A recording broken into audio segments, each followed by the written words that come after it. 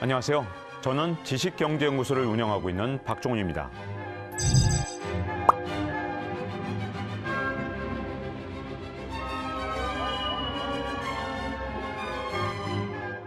트럼프 2.0 시대에 대한민국의 가장 심각한 문제이자 동시에 기회가 될 수 있는 부분이 바로 에너지 혁명입니다. 트럼프 대통령은요, 앞으로 AI 산업을 아주 적극적으로 육성할 가능성이 굉장히 큽니다. 바이든 대통령은 그동안 AI 산업을 어떻게 규제할까 이걸 연구했던 대통령입니다. 이에 비해서 트럼프 2.0 시대의 트럼프 대통령은 AI 산업을 적극적으로 육성하면서 앞으로 아주 빠른 속도로 발전할 가능성이 굉장히 큽니다. 그런데 여러분, AI 산업은 지금까지 플랫폼 산업과 다른 특징이 있습니다. 여러분, 우리가 카카오톡이나 네이버를 사용할 때 아주 큰 특징이 있죠? 대표적으로 서비스의 품질이 떨어진다고 해서 이런 플랫폼 기업의 서비스에서 탈퇴하기가 정말로 힘들었거든요. 이걸 바로 네트워크 이펙트라고 하거든요. 제 친구나 제 거래처가 사용하기 때문에 제가 쉽게 여기서 탈퇴를 할 수가 없어요. 왜? 제가 탈퇴를 하는 순간 친구들과 또는 거래처와의 모든 관계가 끊기거든요. 그리고 이런 플랫폼 기업들은 그동안 네트워크 이펙트 때문에 가격 경쟁을 하지 않았습니다. 그런데 AI는 다르죠. 특정 AI 서비스를 내 친구가 사용한다고 해서 내가 쓸 필요가 없습니다.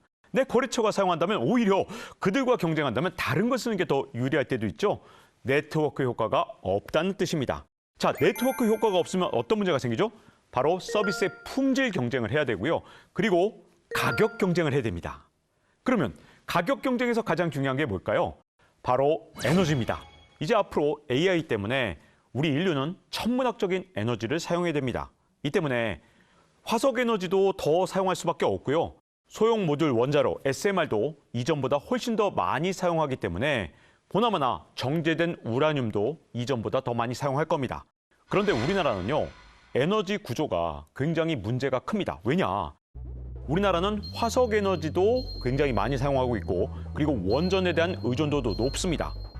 여기에 바로 문제점이 있습니다. 우리나라 입장에서는 에너지 수급에 여러 가지 문제점을 겪게 될 가능성이 굉장히 크다는 겁니다. 특히 트럼프 대통령이 AI 산업을 더욱더 가속화시키면 에너지 사용량이 급증하면서 진짜 우리나라에서 에너지를 구하기 힘든 그런 사태까지 올 수 있다는 점을 명심해야 될 것 같습니다. 미국이나 유럽에서 그동안 전기차로의 전환 속도가 굉장히 빨랐죠. 이번에 트럼프 대통령이 당선되면서 전기차로의 전환은 15년까지도 늦어질 수 있다고 보고 있습니다. The Paris Climate Accord is simply the latest example of Washington entering into an agreement that disadvantages the United States. My plan will terminate the Green New Deal, which I call the Green New Scam. Greatest scam in history, probably.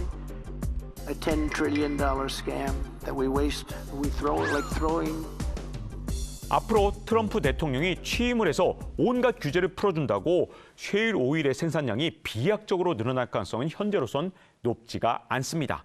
2010년부터 2012년까지는 전 세계 석유 회사들이 자기들이 번 돈의 2.5배를 새로운 투자에 썼습니다. 그런데 최근 들어서 석유 회사들은 자기들이 번 돈의 50%밖에 이런 새로운 유전 개발에 쓰지 않고 있습니다. 왜 그러냐? 언젠가는 전기차로 다 전환될 것이다. 이런 두려움이 굉장히 크거든요. 자, 그런데 석유를 개발하는 데는 굉장히 오랜 시간이 걸립니다. 2025년부터 개발해서 2033년 정도에나 이 새로운 석유가 쏟아져 나올 수 있는데 문제는 15년, 20년 이렇게 캐내야 이 손익분기점을 넘거든요. 그러다 보니까 2050년, 2060년까지 유가가 계속 높게 유지돼야 이런 석유 회사들이 자기들이 투자한 돈을 뽑을 수 있다는 뜻이 되거든요. 이 때문에 석유 회사들이 볼 때는 야, 이거 전기차로 언젠간 다 전환될 건데 지금 투자했다가 2050년, 60년 가서 전기차로 다 전환되면 우리가 이제 유가가 낮아지면서 손해를 볼 수밖에 없겠다. 이런 두려움 때문에 새로운 유전 개발에 굉장히 소극적으로 변한 겁니다. 그런데 문제점은 미국의 셰일 혁명도 예전 같지 않다는 게 문제거든요. 자, 미국의 셰일가스나 셰일 오일이 펑펑 쏟아져 나오던 시대는 끝났습니다. 왜냐?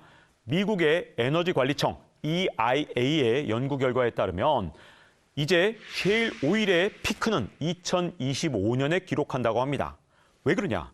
우크라이나 전쟁 때문이에요. 원래 바이든 대통령은 취임 직후에 셰일가스, 셰일 오일에 대해서 아주 강력한 규제 정책을 썼습니다. 그런데 우크라이나 전쟁이 터지니까 셰일 오일에 대한 온갖 규제를 다 풀어줬어요.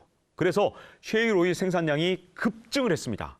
그 대신 셰일 오일의 이 매장량을 거의 다 뽑아 쓰는 바람에 25년에 피크를 친다는 게 EIA의 연구 결과거든요. 그래서 트럼프 대통령이 새로 당선됐다고 해서 앞으로 셰일 오일이 펑펑 쏟아져 나올 것이라고 생각하면 오산입니다. 왜냐? 석유 회사들도 바보가 아니거든요.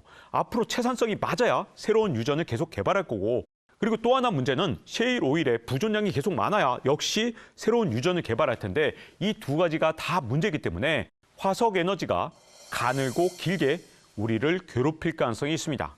앞으로 화석 에너지가 우리를 가늘고 길게 괴롭히면 높은 수준의 유가가 계속될 수밖에 없고, 이 과정에서 우리는 앞으로 에너지 가격이 계속 올라갈 수밖에 없겠죠. 그리고 원전에 대한 의존도도 계속해서 올라갈 수밖에 없는데 이것도 문제인 게요.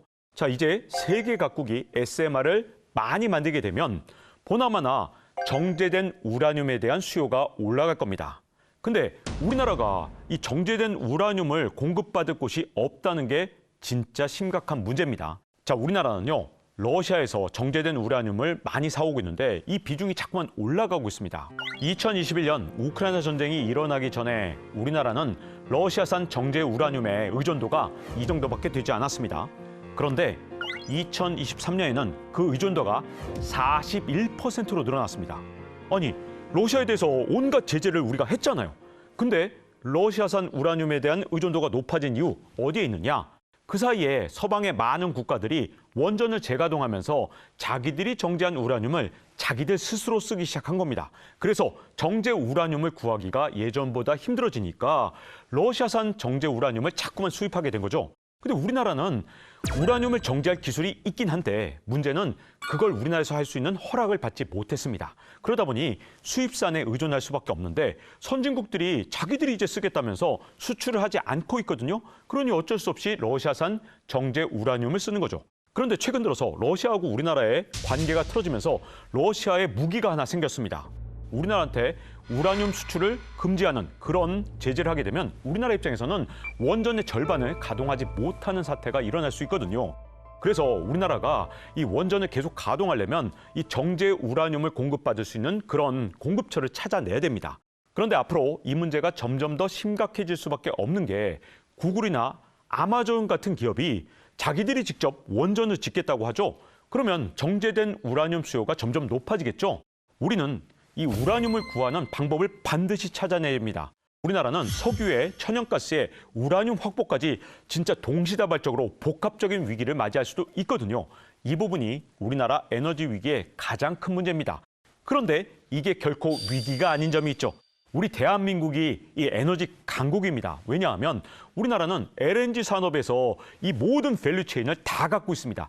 플랜트를 만드는 능력도 대한민국이 세계 최고입니다. 여기다가 LNG 선박을 건조하는 능력도 대한민국이 세계 최고입니다. 신재생에너지는 LNG가 필수거든요. 이유가 뭐냐? 신재생에너지는 간헐성이라는 문제가 있습니다. 날씨가 안 좋으면 태양광이 안 되죠. 바람이 안 불면 풍력이 안 됩니다. 그래서 이걸 보조하기 위한 그런 전력원으로 바로 LNG를 사용하는데 그 측면에서 대한민국은 무한한 가능성을 갖고 있습니다. 또 하나 우리나라의 놀라운 가능성은 바로 수소에너지입니다. 여러분, 이 수소에너지가 앞으로 비약적인 발전을 할 수 있는 가능성인데요. 왜 그러냐? 배터리가 지금 10년에서 15년 정도 늦어질 가능성이 크거든요. 근데 배터리가 조금 밀리게 되면 우리나라 입장에서 수소 생태계를 만들 수 있는 시간 앞으로 10년에서 15년을 확보한 겁니다. 수소를 만드는 플랜트를 대한민국이 가장 잘 만들 수 있고요. 그리고 이걸 운반하려면 액화수소 형태로 운반을 하거나 아니면 암모니아를 운반하는 선박, 특수 선박이 필요한데 이 선박을 건조하는 능력도 대한민국이 세계 최고입니다. 그리고 수소는요, 천연가스를 운반하는 가스파이프보다 훨씬 더 세밀한 기술이 필요합니다. 왜? 수소 분자가 너무 작기 때문에 지금의 천연가스관으로는 안 되거든요. 그런데 우리나라는 철강도 세계 최고의 능력을 갖고 있죠. 그래서 대한민국이 지금부터 수소 생태계를 만들겠다고 마음만 먹는다면 세계 최고의 에너지 강국으로 탈바꿈할 수 있을 거라고 믿습니다.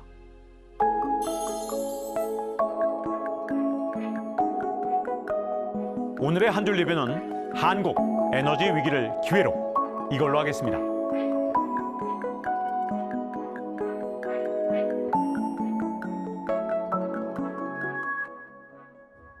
Go to